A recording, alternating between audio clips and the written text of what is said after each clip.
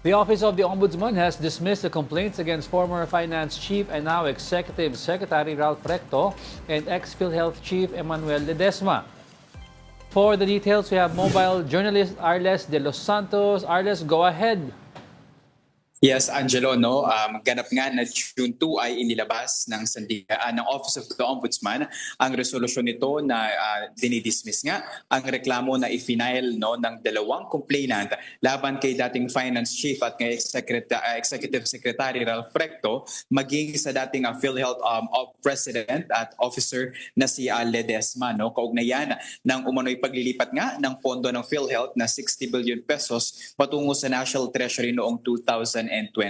No? Ayon sa Office of the Ombudsman ay wala umanong sapat na ebidensya laban sa dalawa doon nga sa resolusyon na inilabas. No? Ang mga reklamo kasi, Angelo, no, ay reklamong plunder, graft at technical malversation kaugnay doon sa paglilipat ng pondo ng PhilHealth na pwede raw sana mapakinabangan at magamit para sa pagpapahusay ng mga serbisyo ng PhilHealth sa mga benepisyaryo nito pero nailipat nga doon. No? Pero kabukod pa dyan, wala raw hindi daw naabot no yung tinatawag nating prima facie evidence with reasonable certainty of conviction para ituloy ang kasong plunder at malversation sa dalawa. Diguro rin umano ang mga complainant na patunayan na sina Recto at Ledesma ay liable sa kasong Graft and Corrupt Practices Act ng ating pamahalaan. Pero matatandaan natin, Diego, na iniutos na rin ng Supreme Court at sinabi nito na illegal nga o hindi naaayon sa batas yung paglilipat ng pondo ng PhilHealth patungo sa National Treasury at naibalik na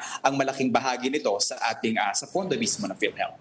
Alright, may reaction na ba dito sina E.S. Recto and si Mr. Ledesma tungkol sa dismissal ng kaso?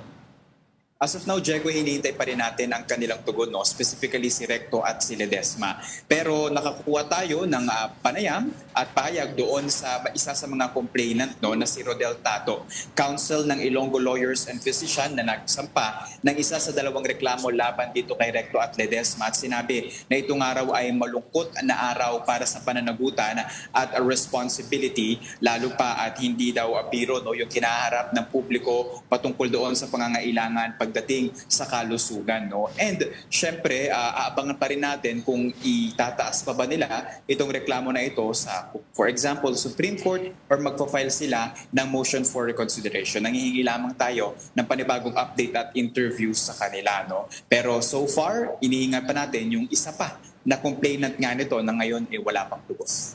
Alright, ano naman ang update sa trial ng malversation case ni former Senator Bong Revilla? So far, Diego, naging mabilis lamang yung pagtinig kanina ng malversation case ni Revilla. Hindi rin ito personal na dumalo, matapos pa rin nga, no? Patuloy kasi yung pag-waive ng kanyang appearance, nakarapatan nga ng sino mga akusado doon sa pagpapatuloy ng kanyang mga paglilitis. Pero present naman dyan yung kanyang mga kapwa-akusado na sina Bryce Hernandez, JP Mendoza, RJ Dumasig, Emilita Watt at Cristina Pineda, no? Na mga dating opisyal ng DPWH Bulacan 1st District Engineering Office. Humarap sa Sandigan Bayan 3rd Division, si Ginang Maria Genevieve Ortiz Luis. Siya yung administrative aid at supply officer ng Bulacan 1st District Engineering Office at sinabi niya nga no, na siya mismo yung nag-issue ng property acknowledgement receipt sa gamit na computer ni Engineer Carlo Rivera ng Bulacan DPWH na iniimbestigahan ngayon ng National Bureau of Investigation or NBI. Ito kasing computer na ito, Diego, no, dito pinaniniwalaan na kasamang in-encode ni Rivera.